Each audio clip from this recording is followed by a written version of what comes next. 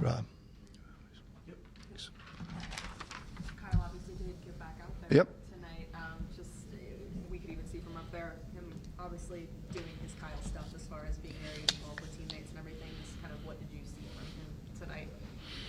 Yeah, I thought again, he's not, he didn't score, but I thought he played pretty well. And you're right. I thought he was out there for a couple pretty good stretches that we played pretty well in, and kind of with the second unit guys and kept those guys going pretty good. So I was okay. I thought he played like 2 8-minute stints, which is probably a little longer than I thought the stints would be, to be honest. He looked okay. Yeah, let's see how he's feeling tomorrow, but I think he looked okay out there. You started Q at point. You mentioned wanting to do that, but then in the second half, it looked like you went to Jared and moved Ricky to the bench. I guess what went into that decision? Yeah, I just again, I thought we were starting kind of our best available guys. Wanted to play Q some on the ball. Then I just didn't love it in this game. I just wanted to get a different look and get him off the ball some and try to get him going, which ended up, being pretty good. We had a really good third quarter, a little better lineup, a little bit better ball handling there for a while. It was a big factor in the game, right? We turned the ball over a lot for us, especially. Sorry. Yeah, with Kyle, you've talked before about thinking he'd be a good coach, down the line. What's it been like during the stretch where he's been out, having him on the sideline with you and doing some of that assistant coaching sort of stuff?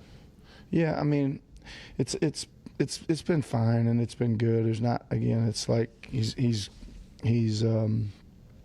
and I thought like tonight you could see him again directing a lot of traffic out on the floor. There's just most of the guys that he's probably mentoring more are not playing. The Tyreses, the Jareds, those kind of things, which has also been fine. So we'll see how he goes here with this, but he's trying to help young guys get better for sure.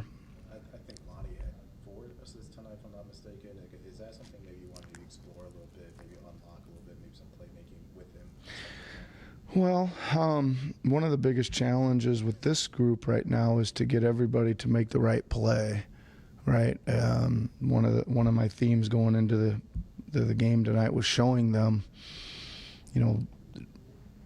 taking shots in crowded areas that just weren't high percentage enough versus, we showed a bunch of clips of that versus moving, kicking out. Like I think these guys need to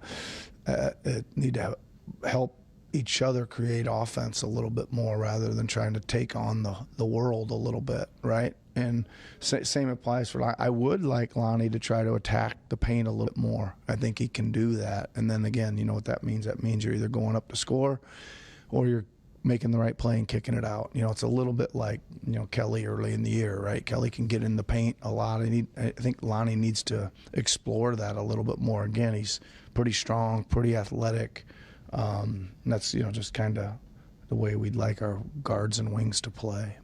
One of the issues with Bona early in the season was the fouling, and it seemed like he had cut down on that a lot in March. I think he had more than 3 once in March. I think he had 5 today. I guess, how have you seen him grow in terms of cutting down on the fouls, and what does he need to do to sustain it tonight? Yeah, I mean, I really think that most of the time that's all going to come down to not making any what I would consider,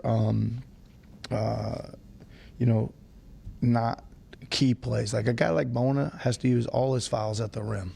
Like he can't get the 140 feet away ball pressuring, or a guy tries to beat him and he just doesn't slide, get out of the way, or can't get over the back offensive foul, loose ball fouls, like can't get moving screens, like you got to get like again, I've said this before, especially for somebody like him, I don't mind him fouling, but it has to be always in the rim protection mode, right, to save a basket. He needs them all for that so he can keep taking swings at the block shots. Yeah.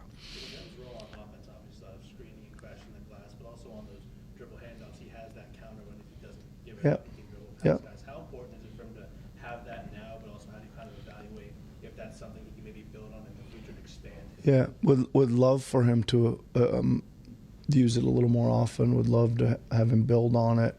And the reason is it seems like when he does it, he's at the front of the rim quickly, right? It isn't like he's taking 4 or 5 more dribbles and trying to figure out the path. Like he gets them, he's right there, usually elevating to try to dunk or get to the free throw line. And again, I think that those kind of things always relieve some kind of pressure, either for yourself or for your teammates. Yeah.